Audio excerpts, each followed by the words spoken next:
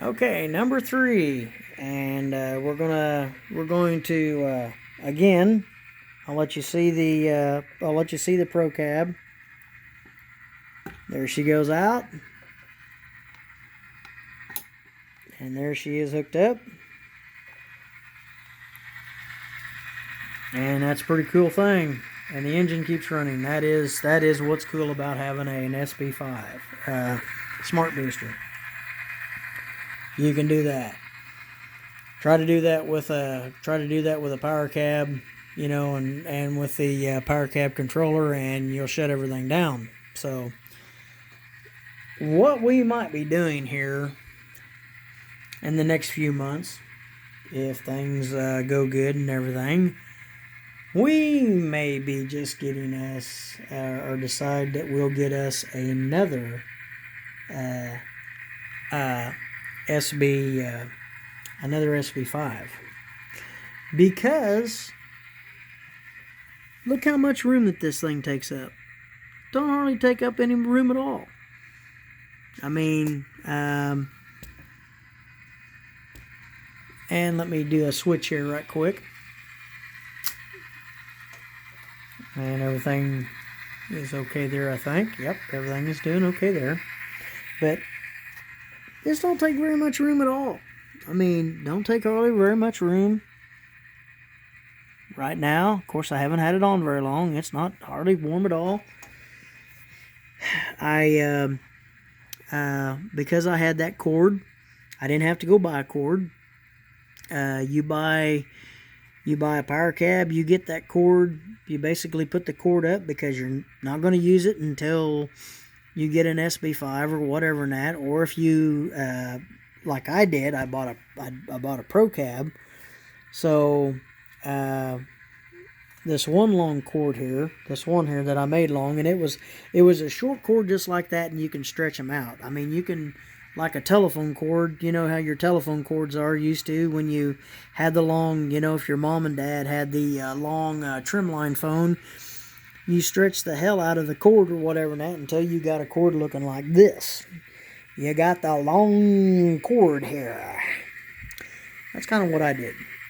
I stretched it out real gently. I didn't get crazy with it. Just a little, you know, a little easy on this end, a little easy on the other end, and a little bit easy in the center. And that's why we got a long cord now.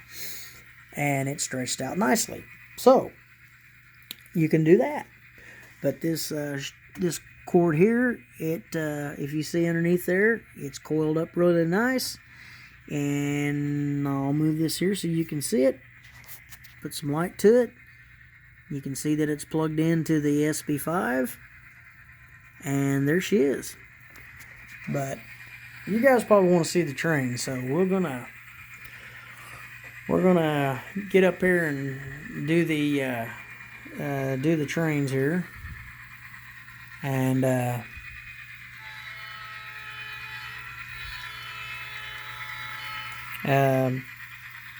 this is only my probably 4th time, maybe 5th time of running trains on my inner route.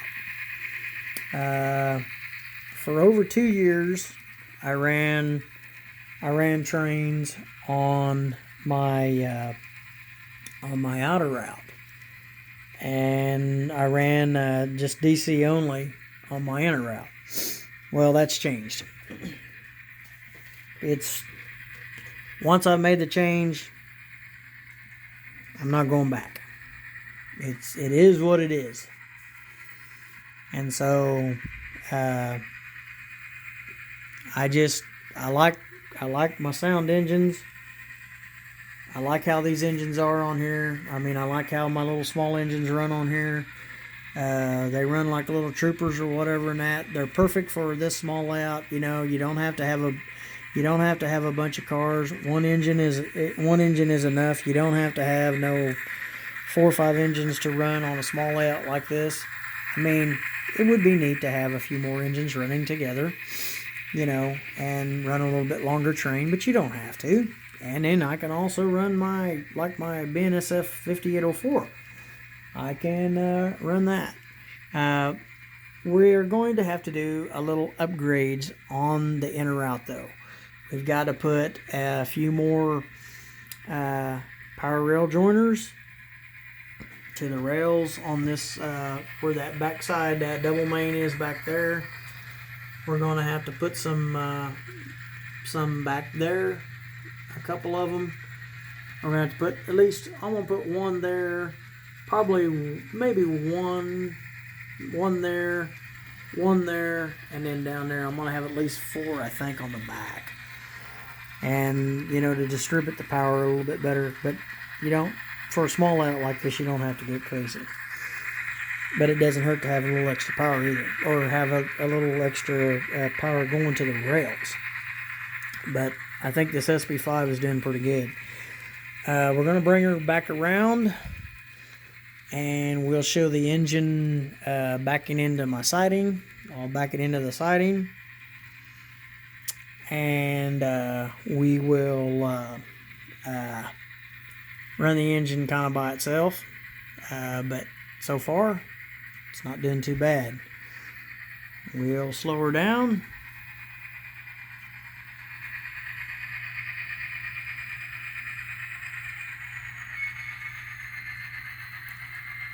We'll hit the tanks here.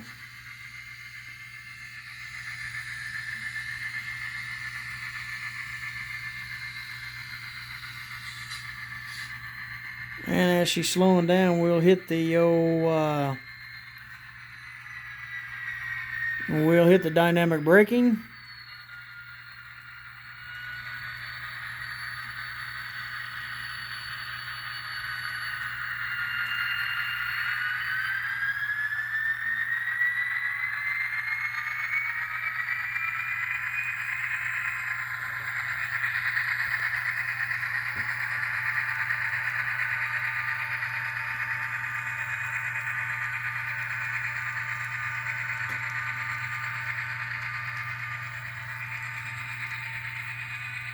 And we'll let her slow down here.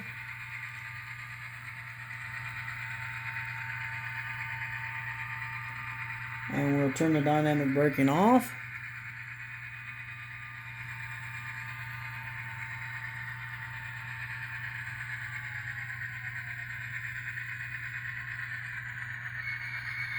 And we'll stop her right there.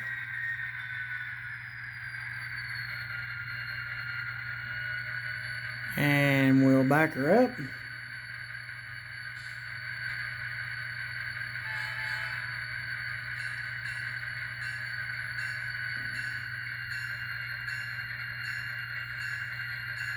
We'll put a couple cars, leave a couple cars on the main.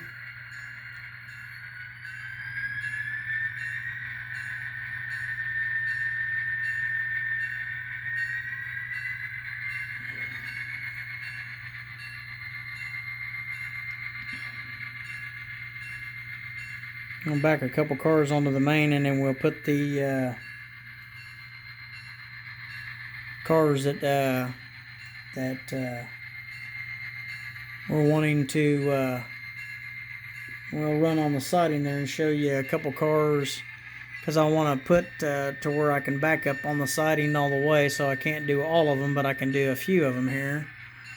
We'll show that.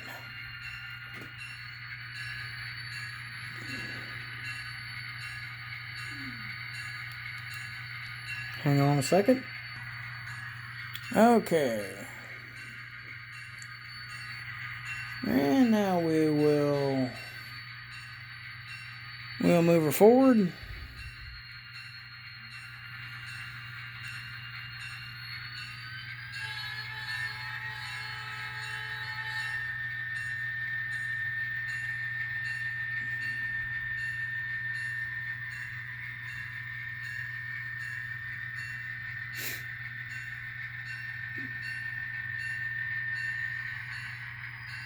And we should be able to go ahead and do this switch here.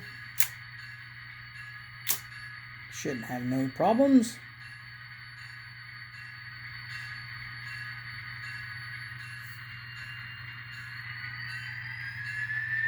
But we'll go on one more segment.